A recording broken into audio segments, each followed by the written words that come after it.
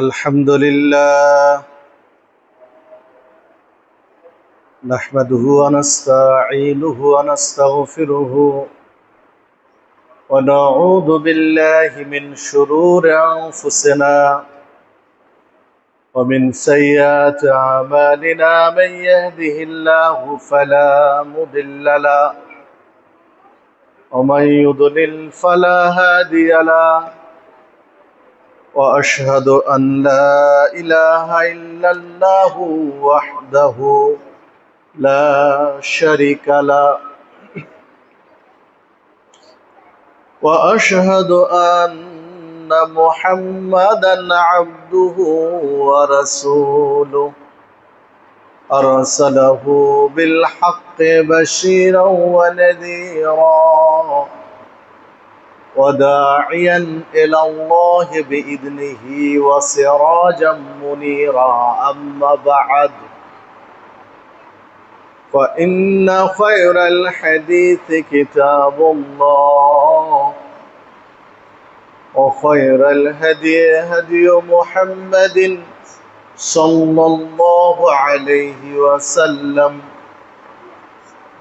وشر الأمور محدثاتها وكل محدثة بدعة وكل بدعة ضلالة وكل ضلالة في النار أعوذ بالله من الشيطان الرجيم بسم الله الرحمن الرحيم قاف والقرآن المجيد بل عجبوا أن جاءهم منذر منهم فقال الكافرون هذا شيء عجيب أإذا متنا وكنا ترابا ذلك رجع بعيد قد علمنا ما تنقص الأرض منهم وعندنا كتاب حفيظ وقال الله تعالى في كلامه المجيد يا أيها الذين آمنوا كتب عليكم الصيام كما كتب على الذين من قبلكم لعلكم تتقون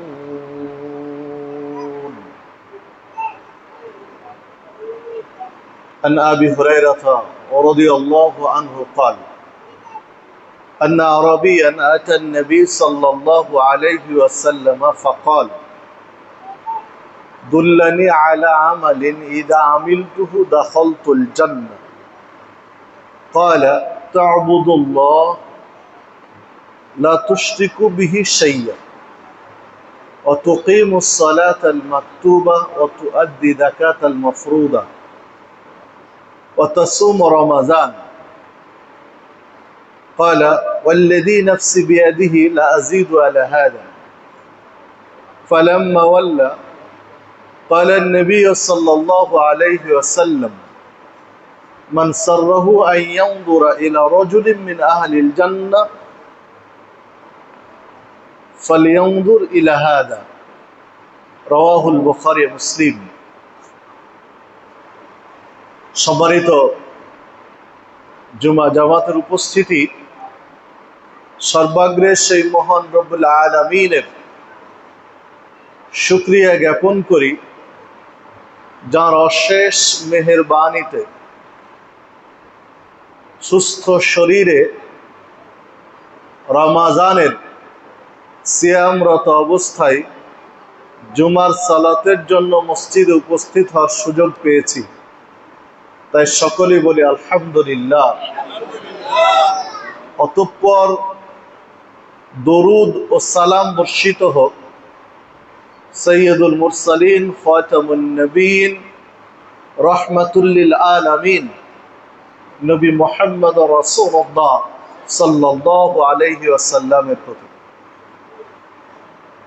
সম্মানিত দিনী ভাতৃমণ্ডলী, আমি আপনাদের মাঝে কোরআনুল কারীমের একটি আয়াত তেলাওয়াত করেছি।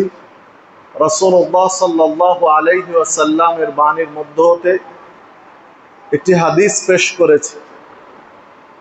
এর আলোকে আজকে আমার আলোচনার বিষয় জান্নাতের পথ। জান্নাত কোন পথে? উল্লেখিত বিষয়ের উপরে কোরআনুল কারীম, সহিহ হাদিস, প্রাসঙ্গিক কিছু কথা বলে আলোচনার ইতি টানবো ইনশাআল্লাহ। ওমা তাওফীকি ইল্লা বিল্লাহ, আলাইহি তাওয়াক্কালতু ওয়া ইলাইহি উনীব। সম্মানিত দিনী ভাতৃমণ্ডলী, যে বিষয়ে কথা বলতে চেয়েছি, বিষয়টি অত্যন্ত গুরুত্বপূর্ণ আমাদের সকলের জন্য। প্রত্যেক মুসলিম নারী পুরুষ সকলের জন্য অত্যন্ত গুরুত্বপূর্ণ একটি বিষয়। খুতবার সময় যেহেতু নির্দিষ্ট, এটা সময়ে শেষ করতে হবে, এই জন্য অনেক লম্বা আলোচনা করা সম্ভব নয়।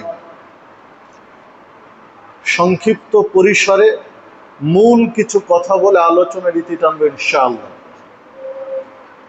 যদিও বা এই বিষয়ের উপরে 2-3টা খুতবা হলে তখন বিষয়টা ক্লিয়ার করা সম্ভব, এক খুতবায় সম্ভব নয়।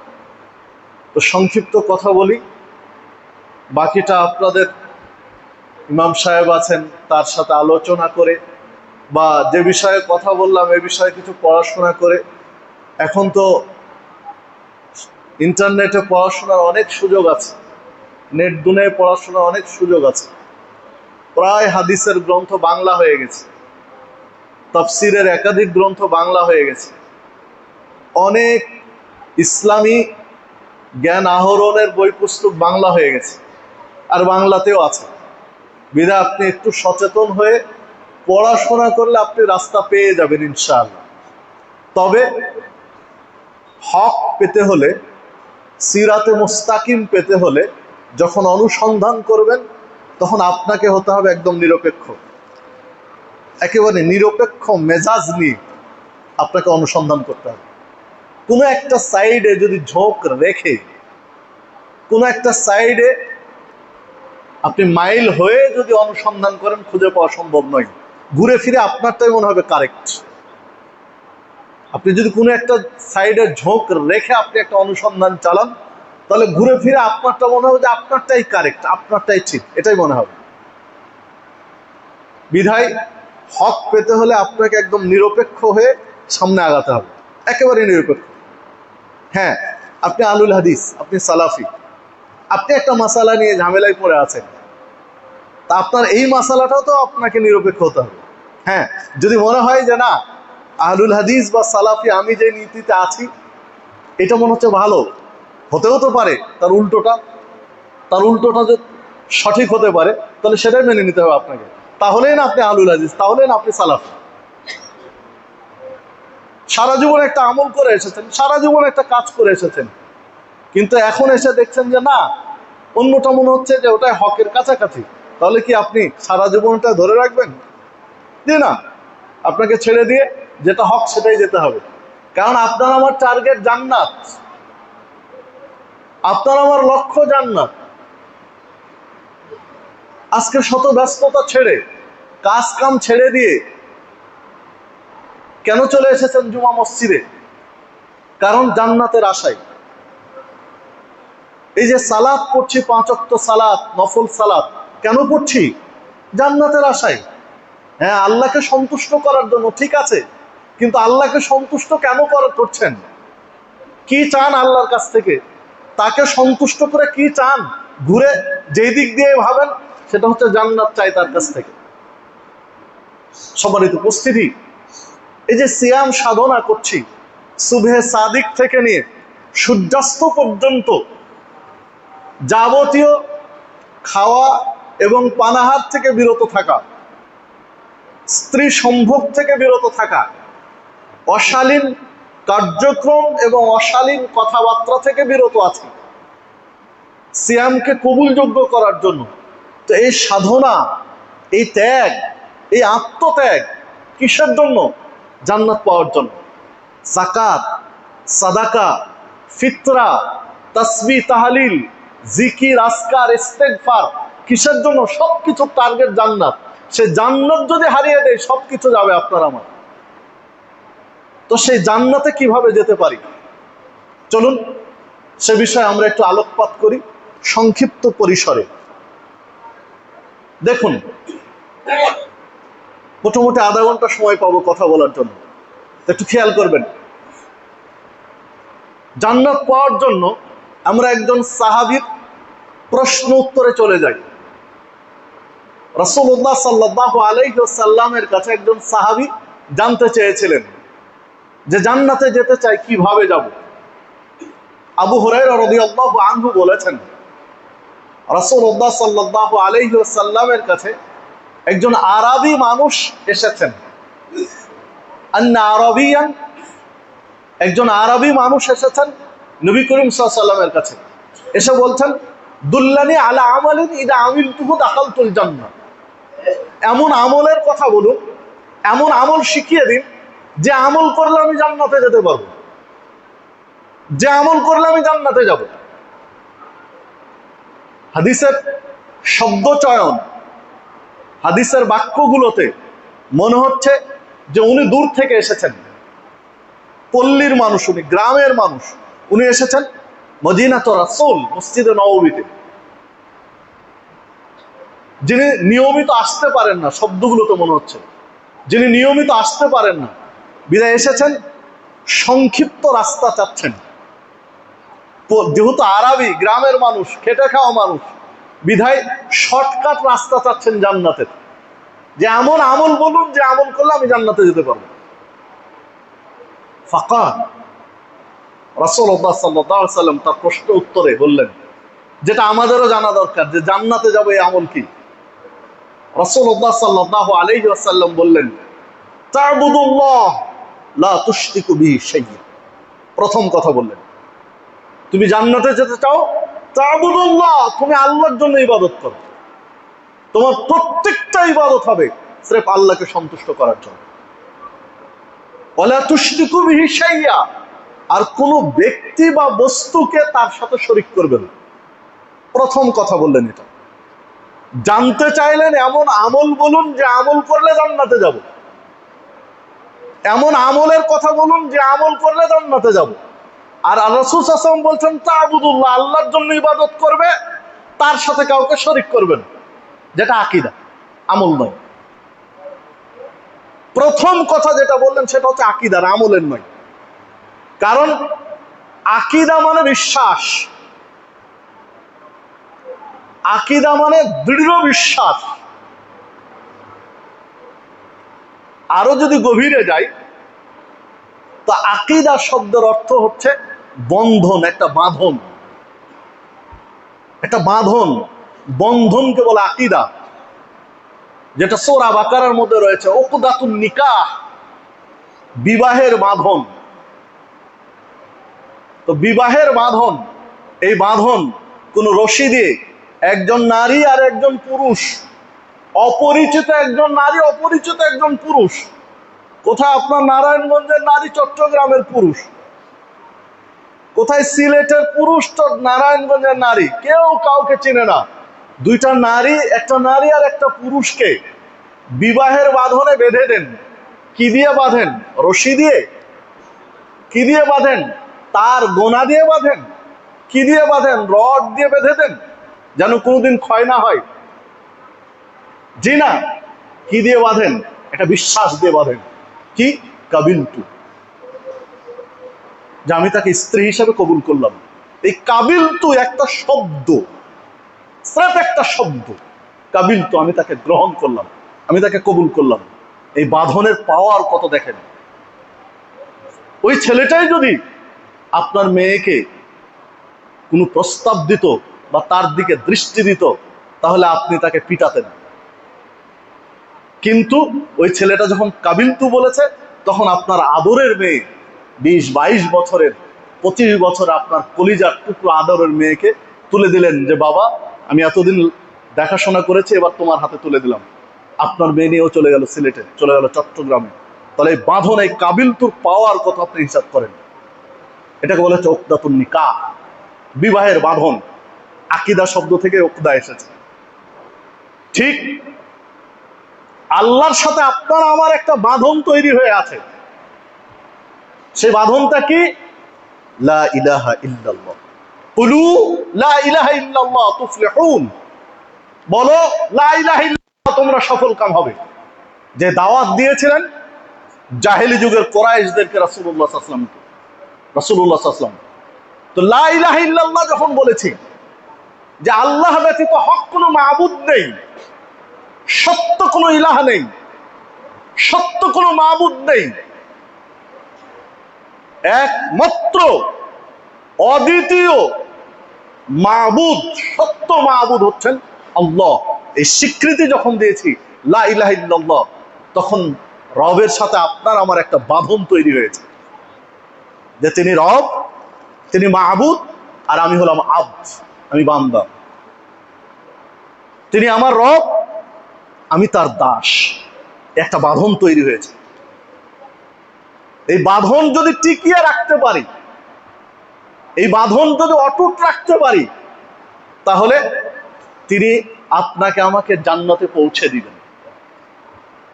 যদি আকীদার উপরে, এই বিশ্বাসের উপরে আপনি আমি জীবন যাপন করতে পারি।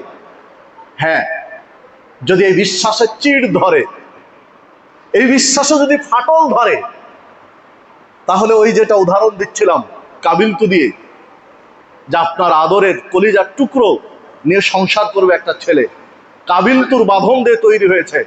যেদিন তাদের এই বৈবাহিক বিশ্বাসের চিড় ধরবে, ছেলেই কারো সাথে অন্য কোনো মেয়ের সাথে সম্পর্কে আবার জড়িয়েছে, পরকীয়ায় লিপ্ত হয়েছে, অথবা মেয়েই পরকীয়ায় লিপ্ত হয়েছে, পরস্পরে জানাজানি হয়েছে, মানে বিশ্বাসের চিড় ধরেছে, ওই সম্পর্ক টিকবে না, তালাক দিয়ে দিবে। এটা স্বাভাবিক, কারণ বাঁধন নষ্ট করে ফেলেছে। তো বিশ্বাসের চিড় ধরারও, যখনই আপনি আমি শিরিক করব, স্বীকৃতি দিয়েছে, বাঁধন তৈরি হয়েছে রবের সাথে, যখনই আপনি আমি শিরকে লিপ্ত হব, শিরকে লিপ্ত হব যখনই আপনি আমি, তখনই রবের সাথে বিশ্বাসের চিড় ধরেছে, তখন বাঁধন শেষ। এই জন্য আল্লাহ রাসূল সাল্লাল্লাহু আলাইহি ওয়াসাল্লাম প্রথম যে নসিহা করলেন সাহাবীকে জান্নাতে যাওয়ার জন্য, যে তা'বুদুল্লাহ, তোমার ইবাদতটা হবে সির্ফ আল্লাহর জন্য, সির্ফ আল্লাহকে খুশি করার জন্য, আর কারো জন্য নয়। একজন মুসলিমের সালাত, সিয়াম, হজ, যাকাত, তাসবিহ, তাহলিল, দান, সাদাকা, জিকির, আজকার সবকিছু হবে ওয়াজহিল্লাহ, আল্লাহর জন্য, সির্ফ আল্লাহর জন্য, অন্য কারোর জন্য নয়। পাশাপাশি সকল প্রকারের শিরিক থেকে ওই ব্যক্তিকে মুক্ত থাকতে হবে। এই আকীদার, এই তাওহীদের বাণী প্রথম শোনালেন। সম্মানিত উপস্থিতি, একজন সাহাবী, সহিহ মুসলিমের মধ্যে একটি হাদিস রয়েছে, 136 নম্বর হাদিস। একজন সাহাবী রাসূলুল্লাহ সাল্লাল্লাহু আলাইহি ওয়াসাল্লামকে ঈমানের বিষয়ে কথা বলছিলেন। তখন বলছিলেন, লা ইয়াদখুলুহু ইল্লা বিমুমিন, জান্নাতে প্রবেশ করবে না মুমিন ব্যতীত অন্য কেউ। মানে ঈমান ছাড়া জান্নাতে যাওয়া কোনোভাবেই সম্ভব নয়। ঈমান নিয়ে যদি মৃত্যুবরণ করতে পারি, ঈমান নিয়ে যদি মৃত্যুবরণ করতে পারি, তাহলে জান্নাত সম্ভব, তাছাড়া সম্ভব নয়। ঈমান ব্যতীত জান্নাতে যাওয়া যাবে না। মুসনাদ আহমদের মধ্যে একটি হাদিস রয়েছে, রাসূলুল্লাহ সাল্লাল্লাহু আলাইহি ওয়াসাল্লামের কাছে একজন সাহাবী বলছিলেন যে আমাকে এমন একটা বিষয়ের শিক্ষা দিন যেটা আমার জীবনের জন্য যথেষ্ট, আর এই বিষয়ে যেন অন্য কাউকে আর জিজ্ঞাসা করা না লাগে, এটা যেন যথেষ্ট হয়ে যায়, আর কাউকে এই বিষয়ে যেন প্রশ্ন করতে না হয়, এমন একটা বিষয় শিখিয়ে দিন।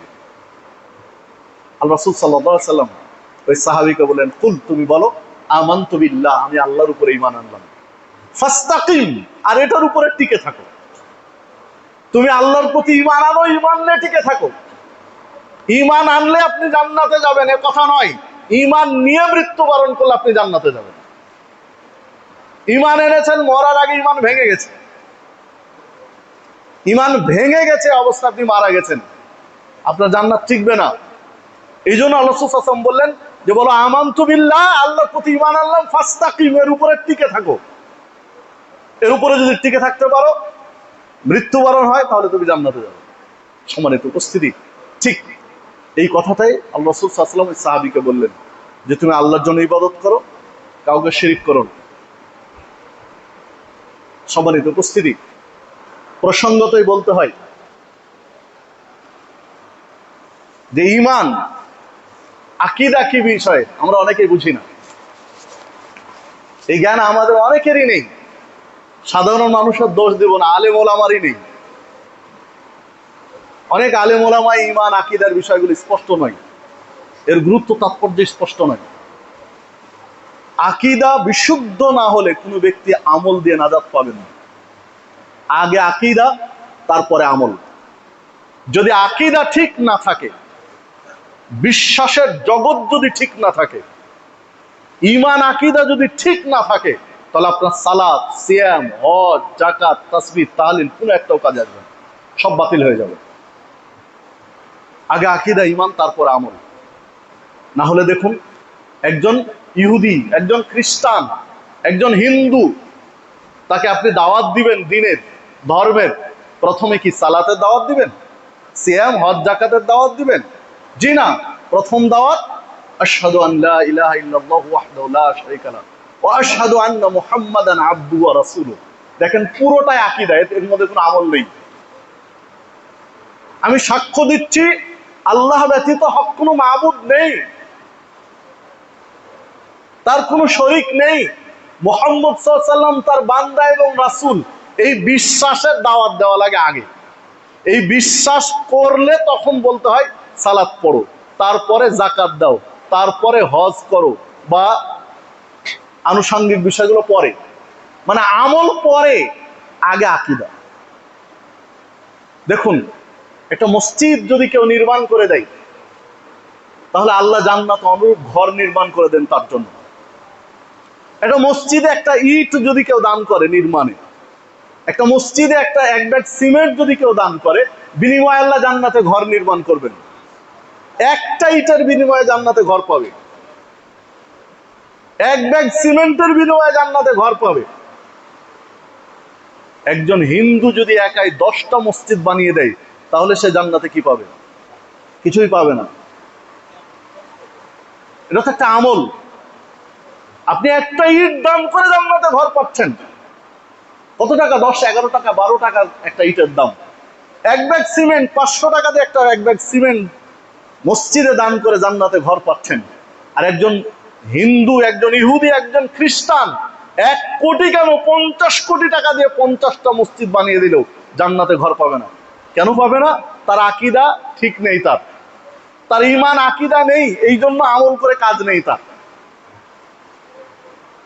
ঈমান আকীদা না থাকার কারণে আল হাজ্জুল মাবরুর লাইসা লাহু জাযা ইল্লাল জান্নাহ। কারো হজ যদি কবুল হয়ে যায়, তাহলে কোনো প্রতিদান, নেকি লেখা হয় না, সরাসরি জান্নাত লেখা হয়। আপনার হজ কবুল হয়ে গেছে মানে আপনার ফলাফলে লেখা হয় জান্নাত। কিন্তু একজন অমুসলিম, ইহুদি, খ্রিস্টান, হিন্দু, বৌদ্ধ বা আর কেউ, ও যদি হজ করে তাহলে কি পাবে? কিছুই পাবে না। কেন পাবে না? আকীদা এবং আমল, আকীদা ঈমান ঠিক নেই। তাই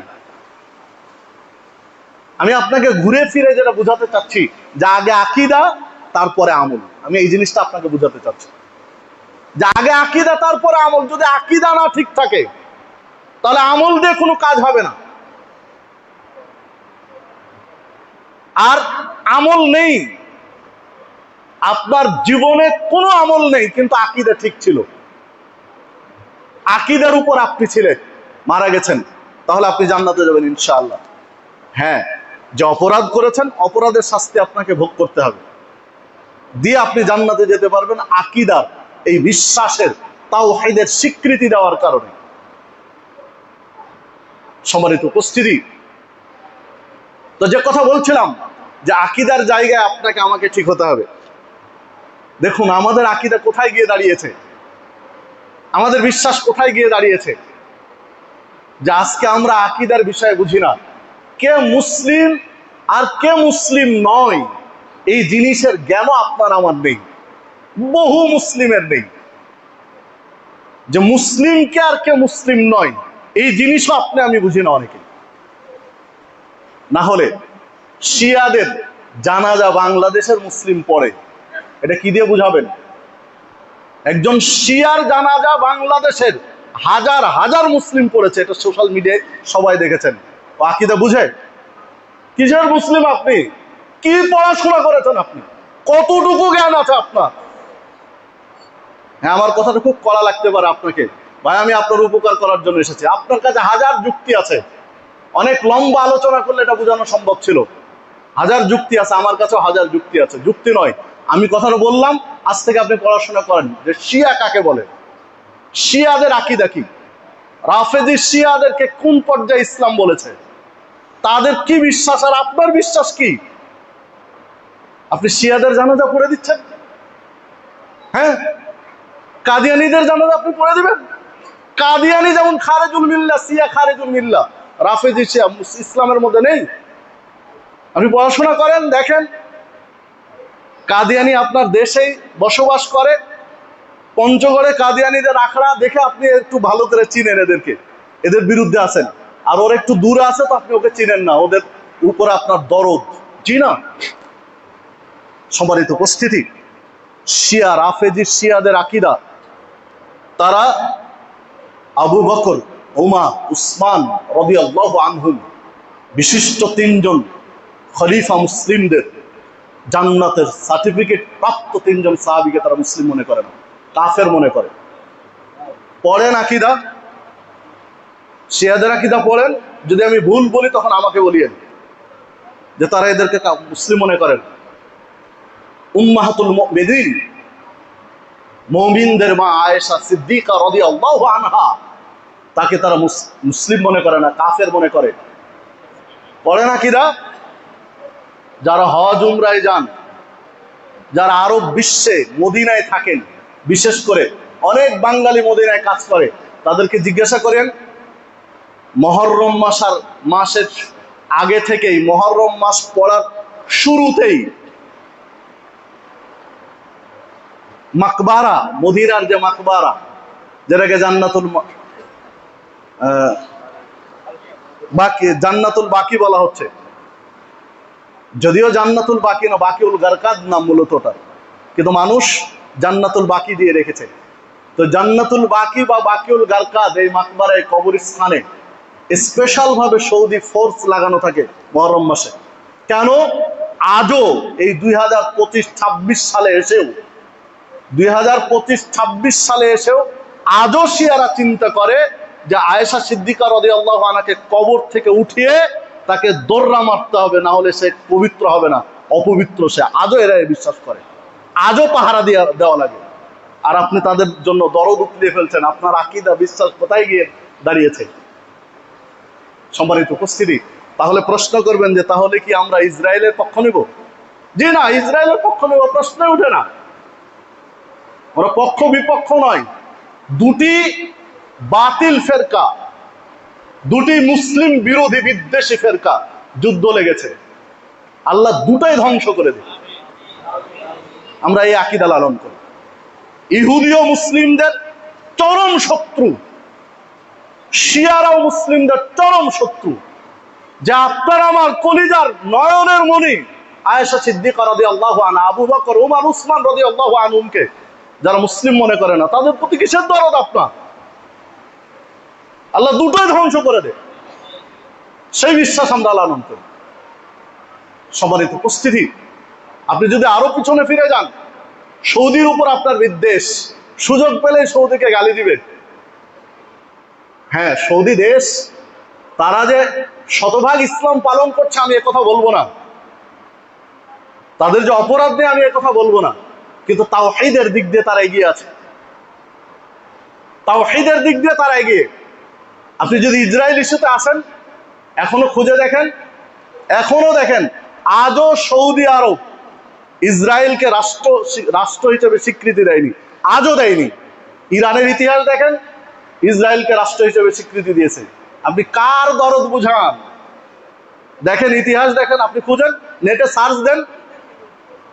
সম্মানিত উপস্থিতি, হ্যাঁ, কেউ বলবেন যে এই ফালতু আলোচনার দরকার আছে। জি, আমি শুরুই করেছি যে জান্নাত দরকার আপনার আমার, আকীদা দরকার আগে, যে আপনি আকীদা নিয়ে মরতে হবে আপনাকে আমাকে, আগে আকীদা দরকার।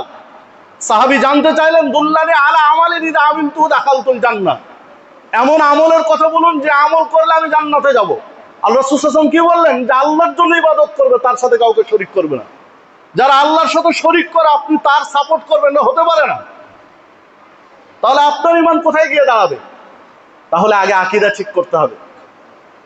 জান্নাতে যেতে চান, যে ব্যক্তি জান্নাতে যেতে চান, আগে আকীদা ঠিক করেন, ঈমান ঠিক করেন।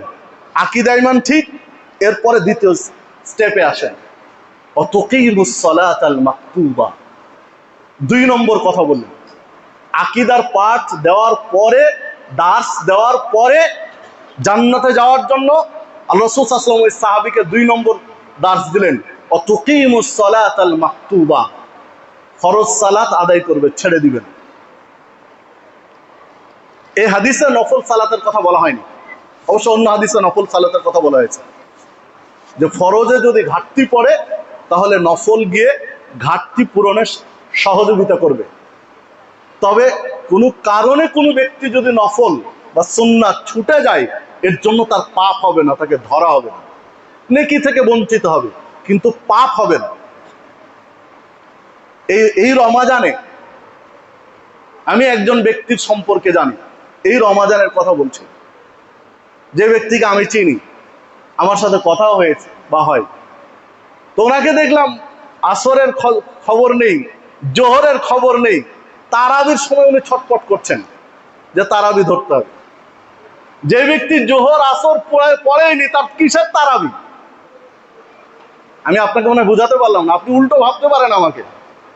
যে ব্যক্তি জোহর আসর পড়লো না, জোহর আসরের সালাত পড়লো না, ওর তারাবি পড়ে লাভটা কি? আগে তারাবি না আগে জোহর আসর? আগে জোহর আসর। এই আকীদাই তো বুঝি না, যার কারণে তো পেঁচটা লেগে আছে। একজন ব্যক্তি যদি তারাবি না পড়ে তাহলে তার সিয়াম হবে না, রোজা হবে না, এই বিশ্বাস নিয়ে বসে আছে। অবশ্যই তারাবির গুরুত্ব অনেক বেশি, তারাবির ফজিলত নিয়ে কথা বললে ওটা বলা সম্ভব, কত গুরুত্ব, কিন্তু সেটা তো ফরজের চেয়ে বেশি নয়। জোহর আসর মাগরিব এশা ফজরের চেয়ে তো তারাবির গুরুত্ব বেশি নয়। তারাবিকে ফজিলত যে পরিমাণ বলেছি, জোহর আসরকে ওই পরিমাণ বলিনি। যার কারণে একজন ব্যক্তি সম্পর্কে আমি কথা বলছি, যে ব্যক্তি সম্পর্কে আমি জানি, চিনি, যে উনি ফরজ সালাতের চেয়ে তারাবিকে গুরুত্ব বেশি দিয়ে ফেলেছেন। এই যে আকীদা বিশ্বাসগুলো আপনার আমার ক্লিয়ার হওয়া দরকার, এই জ্ঞানগুলো আসা দরকার। তো আল্লাহ রাসূল সাল্লাল্লাহু আলাইহি ওয়াসাল্লাম বলেন, তুকিমুস সালাতাল মাকতুবা, ফরজ সালাত আদায় করবে, কোন ক্রমে ফরজ সালাত ছেড়ে দিবেন। ফরজ সালাতের গুরুত্ব এত বেশি, আপনি হিসাব মিলাতে পারবেন না, এত বেশি। রাসূলুল্লাহ সাল্লাল্লাহু আলাইহি ওয়াসাল্লাম বলেছেন, ইয়াজুবু রাব্বুকুম মিন রায় গানামিন ফি রাসি শাদিয়াতিন বিজাবাল। তোমাদের রব, আল্লাহ রাসূল সাল্লাল্লাহু আলাইহি ওয়াসাল্লাম সাহাবীদেরকে বলছেন, তোমাদের রব ওই রাখালের উপর আশ্চর্য হয়ে যান, যে রাখাল ছাগল চড়াতে গিয়ে ছাগলের পাল নিয়ে পাহাড়ের চূড়ায় চলে গিয়েছে। পাহাড়ের চূড়ায় একাকি, কেউ নেই, কোনো মানুষ নেই, কেউ নেই, স্রেফ কয়েকটা ছাগল নিয়ে একাই পাহাড়ের চূড়ায় ছাগল চড়াচ্ছে। এমতো অবস্থায় সালাতে রক্ত হয়ে গেল। হাদা ইউআদ্দিন, ও আযান দিল, ওয়া ইউসাল্লি, সালাতে দাঁড়িয়ে গেল। সালাতে রক্ত হয়েছে, আযান দিয়ে সালাতে দাঁড়িয়ে গেল। ইয়াকুলুল্লাহু আযযা ওয়া জাল্লা, আল্লাহ রাসূল সাল্লাল্লাহু আলাইহি ওয়াসাল্লাম বলছেন যে তখন আল্লাহ রাব্বুল আলামিন ফেরেশতাদেরকে বলেন, উনজুরু ইলা আবদি, ফেরেশতারা তোমরা দেখো, দেখো আমার এই বান্দাদের দিকে, আমার এই বান্দার দিকে দেখো। হাদা ইউআদ্দিন, ও আযান দিল, ওয়া ইউকিমুস সালাহ, ও সালাত কায়েম করছে, ওয়া ইয়াখাফু মিন্নি, ও কেবল আমাকেই ভয় করে, আমার ভয় ছাড়া কোনো ভয় নেই তার। কেননা এখানে পাহাড়ের চূড়ায় কেউ দেখছে না। ও যদি সালাত না পড়ে কেউ টের পাবে না, কেউ দেখতে পাবে না, তাও কেন পড়ছে একাকি? সে আমাকেই ভয় করে, আমার ভয়ে পড়ছে, যেটা আকীদা। যে আকীদাটাই বুঝাচ্ছিলাম আপনাকে, এটা হচ্ছে আকীদা। ও স্রেফ আমার ভয়ে সালাত আদায় করছে। কদ গফরতু লিআবদি, ফেরেশতারা সাক্ষী থাকো, আমি আমার বান্দার সমস্ত পাপ ক্ষমা করে দিলাম। ওয়া আদখালতুহুল জান্নাহ, আমি তাকে জান্নাতে প্রবেশের সুযোগ করে দিলাম। এটা হচ্ছে সালাতের পাওয়ার। আকীদা ঠিক রেখে যদি সালাত পড়েন, এটা সালাতের পথ। ফরজ সালাত আদায়ের বিনিময়ে আল্লাহ আপনার সমস্ত পাপ ক্ষমা করে জান্নাত পর্যন্ত পৌঁছে দিতে পারেন। আবু দাউদের 1203 নম্বর হাদিস এটি। রাসূলুল্লাহ সাল্লাল্লাহু আলাইহি ওয়াসাল্লাম বলছেন, মা মিন মুসলিমিন ইয়াতাওয়াদ্দাউ ফায়ুহসিনু উযুআহু, যখন কোন মুসলিম সুন্দরভাবে ওযু করে, উত্তম রূপে ওযু করে, সঠিকভাবে ওযু করে, ওযু করার পরে দাঁড়িয়ে 2 রাকাত সালাত আদায় করে, মুকবিলুন আলাইহিমা বিকলবিহি ওয়া ওয়াজহিহি, আর এই 2 রাকাত সালাতে তার কলব এবং তার চেহারা, মানে দেহ এবং মন পুরোটাই আল্লাহর জন্য মনোনিবেশ করে দেয়, যেটা হলো আকীদা। এই সালাতেও আকীদা, মানে পুরোটাই আল্লাহর জন্য মনোনিবেশ করে দেয়। তার চেহারাও, তার শরীরটাও থাকে আল্লাহর জন্য নিবেদিত, এবং তার আত্মা, কলবটাও থাকে আল্লাহর জন্য নিবেদিত। ইল্লা ওয়াজাবাত লাহুল জান্নাহ, এই সালাত তার জন্য জান্নাত ওয়াজিব করে দেয়। সম্মানিত উপস্থিতি, তাহলে জান্নাতে যেতে চাইলে প্রথম কথা হলো আকীদা ঠিক করতে হবে, আপনার ঈমান ঠিক করতে হবে। 2, ফরজ সালাত আদায় করতে হবে, ফরজ ছেড়ে দেওয়া যাবে না। হ্যাঁ, ফরজের পাশাপাশি সুন্নাত নফল এগুলো পড়েন, অবশ্যই পড়া লাগবে, কারণ কোনো ঘাটতি পড়লে এটা দিয়ে সেটা প্রক্সি চলে আসবে। 3 নম্বরে বললেন ওয়াতুআদ্দি যাকাতাল মাফরুদা, ফরজ যাকাত দিবে। সালাতের পরে বললেন যাকাত দিবে। যাকাত অত্যন্ত গুরুত্বপূর্ণ একটি বিধান ইসলামের। কোরআনুল কারীমের মাক্কি সূরার 8টিতে আর মাদানী সূরার 22টিতে, 23টি সূরায় যাকাতের আলোচনা আল্লাহ রাব্বুল আলামিন, 30টি সূরায় যাকাতের আলোচনা করেছেন। 27টি আয়াতে সালাতের পরেই যাকাতের কথা বলেছেন। সালাত পড়ো, যাকাত দাও, সালাত কায়েম করো, যাকাত আদায় করো, 27টি আয়াতে বলেছেন। একবার 2বার এই বিধান না, নির্দেশ দিয়েছেন। এগুলো আদেশ করেছেন, যেটাকে আমরা আদেশ বলি, অর্ডার করেছেন 27 জায়গায় কোরআনুল কারীম। ওয়াকিমুস সালাহ ওয়া আতুজ যাকাহ ওয়ারকাউ মা'আর রাকিঈন, সালাত আদায় করো, যাকাত দাও, রুকুকারীদের সাথে রুকু করো। তো এই অর্ডার করেছেন 27 জায়গায়, তো যাকাত দিতে হবে। একজন মুসলিম যাকাত দেওয়ার জন্য 3টি দিক লক্ষ্য করতে হয়, 3টি বিষয় তার জন্য লক্ষ্য করতে হয় যাকাত দেওয়ার জন্য। 1, নেসাব পরিমাণ সম্পদ হয়েছে কিনা। নিসাব পরিমাণ বলতে 5 ওয়াসাক খাদ্য বস্তু, মানে কেজির ওজনে প্রায় 18 মণ। আপনার জমিতে যদি 18 মণ বা 18 মণ প্লাস শস্য উৎপাদন হয়, তখন বৃষ্টির পানিতে হলে 10 ভাগের 1 ভাগ, আর সেচের পানিতে হলে 20 ভাগের 1 ভাগ ওশর আদায় করতে হবে, যেটাকে যাকাত বলা হয়। দ্বিতীয়ত হলো নিসাব স্বর্ণের ক্ষেত্রে, যদি কোনো ব্যক্তি, ছেলে হোক চাই মেয়ে হোক চাই ব্যবসায়ী হোক, কোনো ব্যক্তি 7.5 তোলা বা 7.5 ভরি স্বর্ণের মালিক হয়, তাহলে বাজার মূল্য ধরে শতকরা 2.5 টাকা যাকাত দিতে হবে, 40 ভাগের 1 ভাগ। কোনো ছেলে মেয়ে বা ব্যবসায়ী যদি 52.5 তোলা বা 52.5 ভরি রূপার মালিক হয়, তাহলে বাজার মূল্য ধরে শতকরা 2.5%, 40 ভাগের 1 ভাগ যাকাত দিতে হবে। হ্যাঁ, কোনো ব্যবসায়ী, যে কোনো ব্যবসায়ী হোক, ভাঙ্গাড়ির ব্যবসায়ী হতে পারে, কোনো মুদির দোকানদার হতে পারে, কোনো স্যানিটারির দোকানদার হতে পারে। তিনি সম্পদের হিসাব করবেন, কথার কথায় রমাদানে সম্পদের হিসাব করবেন। হিসাব করে যদি দেখা যায় যে এত টাকার তার মাল আছে, টোটাল সব সম্পদ হিসাব করে যে এত টাকার মাল দোকানে আছে, যেই টাকা দিয়ে 7.5 ভরি সোনা কেনা যাবে অথবা 52.5 ভরি রূপা কেনা যাবে, তাহলে তার এই দোকানের পণ্যের হিসাব করে টোটাল অ্যামাউন্টের 2.5% জাকাত দিতে হবে। ঠিক ওই ব্যক্তি হিসাবের সময় তাকে দেখতে হবে যে তার দোকানের সম্পদ কতটুকু আছে। মোটামুটি 20 লাখ টাকা আছে, তার ব্যাংকে কত টাকা আছে, 5 লাখ টাকা আছে, 25 লাখ, তার হ্যান্ড ক্যাশ বাড়িতে কত টাকা আছে, 2 লাখ টাকা আছে, 27 লাখ। এই টোটাল টাকার উপরে 27 লাখের উপরে 2.5% জাকাত দিতে হবে। মানে টোটাল অ্যামাউন্ট যদি 7.5 ভরি সোনার সমপরিমাণ অথবা 52.5 ভরি রূপার সমপরিমাণ হয়, তো 2.5 টাকা জাকাত দিবে।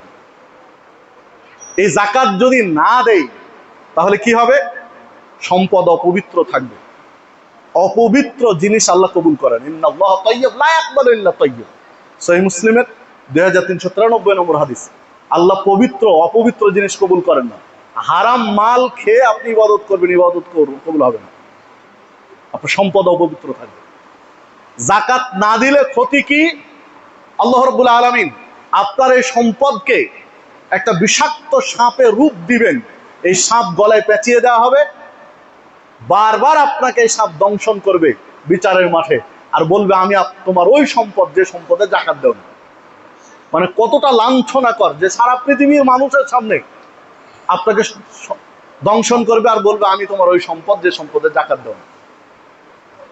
রাসূলুল্লাহ সাল্লাল্লাহু আলাইহি ওয়াসাল্লাম, এই হাদিস সহিহ বুখারী, রাসূলুল্লাহ সাল্লাল্লাহু আলাইহি ওয়াসাল্লাম অপর আরেকটি হাদিসে বলেছেন, যদি জাকাত কেউ না দেয় তাহলে আল্লাহ রাব্বুল আলামিন তার শাস্তি দিবেন।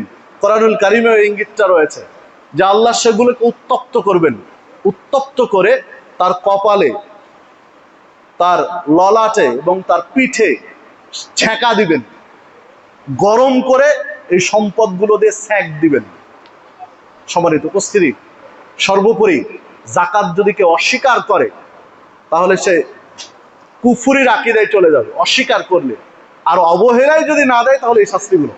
সম্মানিত উপস্থিতি, আল্লাহ রাসূল সাল্লাল্লাহু আলাইহি ওয়াসাল্লাম সাহাবীকে বললেন, যা জান্নাতে যেতে চাও তাহলে জাকাত আদায় করবে, ফরজ জাকাত। ফরজ জাকাতের একটা অংশ হলো সাদাকাতুল ফিতর। ফরজা রাসূলুল্লাহ সাল্লাল্লাহু আলাইহি ওয়াসাল্লাম যাকাতাল ফিতর। আল্লাহ রাসূল সাল্লাল্লাহু আলাইহি ওয়াসাল্লাম ফরজ করেছেন ফিতরাকে, একসা পরিমাণ ফিতরা আদায় করতে হবে। এই আদায়টা হবে ঈদের 1 দিন বা 2 দিন আগে শুরু হবে, ঈদের মুসল্লায় যাওয়ার আগ পর্যন্ত। ঈদের 1 থেকে 2 দিন আগে থেকে শুরু হবে, ঈদের মুসল্লায় যাওয়ার আগ পর্যন্ত। মানে 28 রমজান ইফতার করার পর থেকে শুরু হবে। 28 রমজানের ইফতারের পর থেকে শুরু হবে, ঈদের মুসল্লায় যাওয়ার আগ পর্যন্ত ফিতরা আদায় করতে হবে।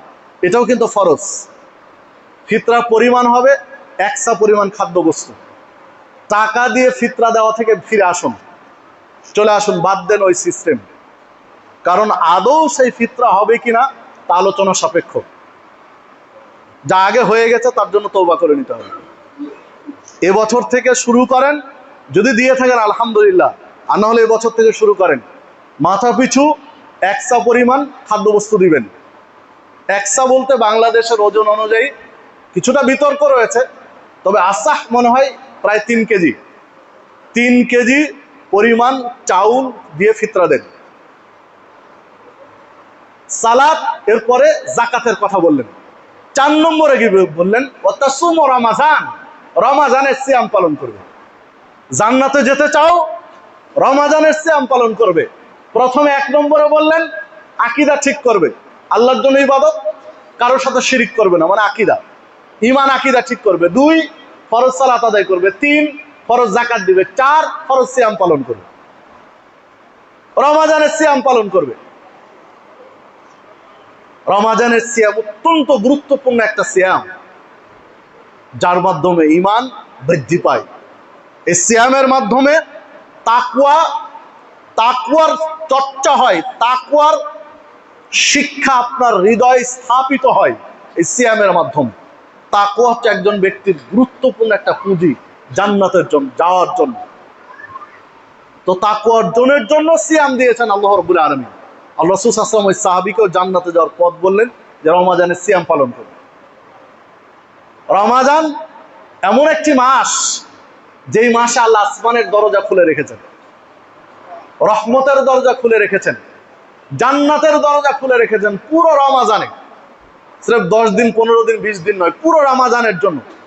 এই রমাজানে ওয়ালিল্লাহি তাকাউ মিনান নার ওয়া যালিকা ফি কুল্লি লাইলা, প্রত্যেক রমাজানে অসংখ্য মানুষকে জাহান্নামের আগুন থেকে আল্লাহ মুক্তি দিয়ে থাকেন। তিরমিজির 682 নম্বর হাদিস এটি। সম্মানিত উপস্থিতি, রমাজানের সিয়াম পালন করতে বললেন, 4টা কথা বলে থেমে গেলেন, হজ্জের কথা বলেন। 2টা কারণ হতে পারে। মুহাদ্দিসগণ বলছেন, হতে পারে যে তখন হজ্জের বিধান নাজিল হয়নি, এই জন্য তাকে ওই সাহাবীকে হজ্জের কথা বলেন।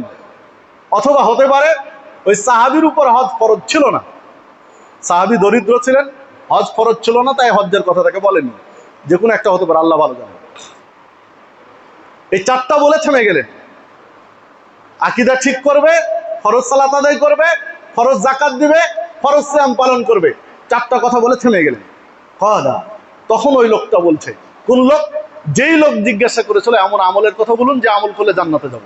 ওই লোকটা এবার বলছেন, ওয়াল্লাযী নাফসি বিয়াদিহি, আমার আত্মা যে রবের হাতের মুঠোয়, তার শপথ করে বলছি, লা আজিদু আলা হাদা, আপনি যা বললেন তার চেয়ে বেশি আমি করব না। আমি আল্লাহর জন্য ইবাদত করব, কাউকে শরীক করব না। মানে আকীদা ঠিক রাখবো, ফরজ সালাত আদায় করব, ফরজ যাকাত দিব, ফরজ সিয়াম পালন করব, আর কিছু করব না। অবশ্য অন্য আরেকটি বর্ণনা এসেছে, ওয়ালা আনকুস, কমও করব না, কমাবো না, বাড়াবো না, যা বললেন তাই করব। এই কথা বলে চলে গেলেন। ফালাম্মা ওয়াল্লা, যখন লোকটা চলে গেল, ক্বালা নবী সাল্লাল্লাহু আলাইহি ওয়াসাল্লাম, তখন রাসূলুল্লাহ সাল্লাল্লাহু আলাইহি ওয়াসাল্লাম বললেন, মান সাররাহু আন ইয়ানজুরা ইলা রাজুলিন মিন আহলিল জান্নাহ, কোন ব্যক্তি যদি চাক্ষুষ এই মুহূর্তে জান্নাতি মানুষ দেখে আনন্দিত হতে চাও, ফালিয়ানজুর ইলা হাযা, ওই লোকটাকে দেখো যে লোকটা চলে গেল। সুবহানাল্লাহ, আল্লাহু আকবার। সহিহ বুখারীর 1397 নম্বর হাদিস এটি, সহিহ মুসলিমের 116 নম্বর হাদিস এটি, মিশকাতের 14 নম্বর হাদিস এটি। সম্মানিত উপস্থিতি, চিন্তা করতে পারেন এখানে আরেকটা বিষয় লুকিয়ে আছে। সময় পার হয়ে গেছে, আমি এই কথাটা বলে শেষ করে দিচ্ছি। এখানে ছোট্ট একটা বিষয় লুকিয়ে আছে। এই লোকটাকে আল্লাহ রাসূল সাল্লাল্লাহু আলাইহি ওয়াসাল্লাম, এই সাহাবীকে আল্লাহ রাসূল সাল্লাল্লাহু আলাইহি ওয়াসাল্লাম 4টা কথা বললেন যে আকীদা ঠিক করো, ফরজ সালাত আদায় করো, ফরজ যাকাত দাও, ফরজ সিয়াম পালন করো। তো এই লোকটা 4টার একটা কাজও কিন্তু এখনো শুরু হয়নি। আমল 3টা, আকীদা 1টা। প্রথমটা আকীদা, পরে 3টা আমল, সালাত, সিয়াম, যাকাত, 3টা আমল। তো আমল কিন্তু একটাও শুরু হয়নি, কেবল শুনলেন, মসজিদ থেকে বের হলেন, কিন্তু জান্নাতের ঘোষণা হয়ে গেল। জান্নাতের ঘোষণা তো আল্লাহ সাল্লাল্লাহু আলাইহি ওয়াসাল্লাম দিয়েছেন যে জান্নাতি লোক দেখলো ওই লোকটাকে দেখো। জান্নাতের ঘোষণা হলো, কিসের বিনিময় হলো এইটা বোঝা দরকার। এইটা বুঝতে পারলেও আপনি সঠিক রাস্তা খুঁজে পাবেন সহজে। কিসের বিনিময়ে জান্নাতের ঘোষণা হলো? ও তো সালাত এখনো শুরুই হয়নি, ও সিয়াম তো এখনো পায়নি যে করবে, যাকাত তো 1 বছর মাল থাকার পরে না, যাকাত 1 বছর কেবল তো শুনলো, যাকাতও দেয়নি, কিন্তু জান্নাতের ঘোষণা হলো কিসের বিনিময়ে? আর জান্নাতের ঘোষণা নবী মুহাম্মদ সাল্লাল্লাহু আলাইহি ওয়াসাল্লাম নিজের পক্ষ থেকে দেননি, এটি স্বাভাবিক। তিনি আল্লাহর পক্ষ থেকে সিগন্যাল পেয়ে জান্নাতের ঘোষণা দিয়েছেন। তাহলে ঘোষণা হলো কিসের বিনিময়ে? আল্লাহ হচ্ছেন অন্তর্যামী, অন্তরের খবর রাখেন। ওই লোকটা যে একটা স্বীকৃতি দিয়েছিল, লা আজিদু আলা হাদা ওয়ালা আনকুস, যে আপনি যা বললেন তাই করব, কমও নয় বেশিও নয়, কমাবো না বাড়াবো না। আপনি যা শিখালেন তার চেয়ে কমাবো না বাড়াবো না, মানে হুবহু আপনাকে অনুসরণ করবো, হুবহু আপনার শিক্ষা বাস্তবায়ন করব। এই স্বীকৃতির উপরে জান্নাতের ঘোষণা হয়েছে, কারণ আমল তো এখনো শুরু হয়নি। এই স্বীকৃতির উপরে আজও যদি আপনি এই স্বীকৃতি, এই চিন্তা, এই থিম দিয়ে আপনি জীবন যাপন করতে পারেন, এই থিমের উপরে, এই চেতনার উপরে আপনার জীবন যদি ঢেলে সাজাতে পারেন, আপনার পরিবারের যদি ঢেলে সাজাতে পারেন, ইনশাআল্লাহ আপনি জান্নাতে যাবেন।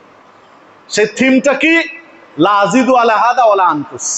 নবী মুহাম্মদ সাল্লাল্লাহু আলাইহি ওয়াসাল্লাম যা বলেছেন, যা করেছেন, যা স্বীকৃতি দিয়েছেন তাই করব, কমও নয় বেশিও নয়, কমাবো না বাড়াবো না, মানে হুবহুব তাকে অনুসরণ করব। মান ইউতি'র রাসূল ফাকাদ আতা আল্লাহ, যে রাসূলের আনুগত্য করলো সে তো আল্লাহর আনুগত্য করলো।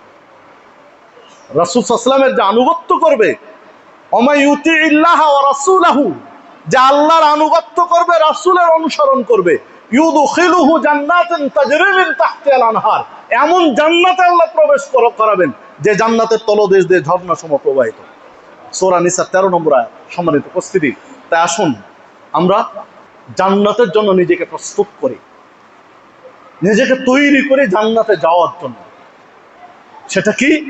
ফরজ সালাত, ফরজ সিয়াম, ফরজ যাকাত, হজ এবং আকীদা মানহাজ ঠিক করা, আকীদা ঈমান ঠিক করা। উসুল হবে নবী মুহাম্মদ সাল্লাল্লাহু আলাইহি ওয়াসাল্লাম যা বলেছেন, যা করেছেন, যা স্বীকৃতি দিয়েছেন তাই করব, কমও নয় বেশিও নয়। পৃথিবী কি করছে, সমাজ কি করছে, দেশ কি করছে, জাতি কি করছে, সব গোল্লায় যাক, আমি রাসূল সাল্লাল্লাহু আলাইহি ওয়াসাল্লামের আদর্শের উপরে টিকে থাকবো। যদি একাই তো একাই। যখন একজন সাহাবীকে, প্রবীণ সাহাবীকে জিজ্ঞাসা করা হলো, আল জামা, নাজাত প্রাপ্ত দল, জামাত বলতে কি বোঝানো হয়েছে? তখন সাহাবী বললেন, আল জামাতু মা ওয়াফাকাল হক ওয়া ইন কুনতা ওয়াহাদা, নাজাত প্রাপ্ত, মুক্তিপ্রাপ্ত দল বলতে আল্লাহ রাসূল সাল্লাল্লাহু আলাইহি ওয়াসাল্লাম বলেছেন যে হকের উপরে টিকে থাকবে, যদিও সে সংখ্যায় একাই হয়। একাই যদি টিকে থাকতে পারে হকের উপরে, একাই জান্নাতে যাবে। বিধায় আসুন আল্লাহ রাসূল সাল্লাল্লাহু আলাইহি ওয়াসাল্লাম যা করেছেন, যা করতে বলেছেন, যার স্বীকৃতি দিয়েছেন ঠিক সেভাবেই করব, কম বেশি নয়।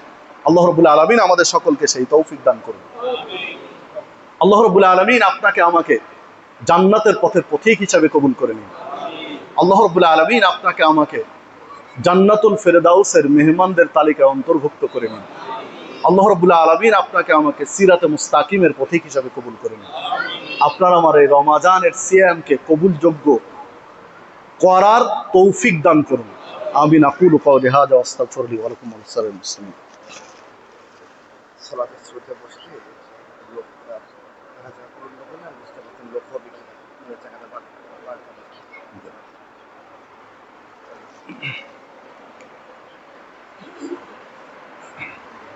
সম্মানিত মুসল্লিবৃন্দ, আপনাদেরকে ছোট্ট একটু অনুরোধ করছিলাম দায়িত্বশীলদের পক্ষ থেকে যে আপনি একটু সালাতের শুরুতে বসবেন কাতার হয়ে, তাহলে ওনাদের বুঝতে সহজ হবে যে আরো জায়গা করা লাগবে কিনা। যদি ভিতরে হয়ে যায় আলহামদুলিল্লাহ, আর যদি জায়গা না হয় তাহলে বিকল্প জায়গার ওনারা ব্যবস্থা করবেন। এই জন্য একটু কাতার, সালাতের কাতার নিয়ে বসবেন আর কি, যেন বুঝতে সহজ হয় যে জায়গা আরো বৃদ্ধি করতে হবে কিনা। সম্মানিত উপস্থিতি, আপনাদের দৃষ্টি আকর্ষণ করি রমাজানুল মুবারক, বরকতময় রমাজান, নাজাতের মাস, রহমতের মাস, জান্নাতে যাওয়ার মাস। এই মাসে আল্লাহ রাসূল সাল্লাল্লাহু আলাইহি ওয়াসাল্লাম বেশি বেশি দান সাদাকা করতেন। তাই মসজিদের কার্যক্রম খুব শীঘ্রই শুরু করবেন, এই চিন্তা করছেন যারা দায়িত্বশীল তারা, যে খুব শীঘ্রই শুরু করবেন, পাইলিং এর কাজ শুরু করবেন। তো এই দ্বীনি মার্কাজ, যেখানে কোরআন এবং হাদিসের চর্চা হবে, বিশুদ্ধ সালাত আদায় হবে, তো দ্বীনি মার্কাজের জন্য সাধ্য অনুযায়ী দান সাদাকা করবেন এই মসজিদ নির্মাণের জন্য।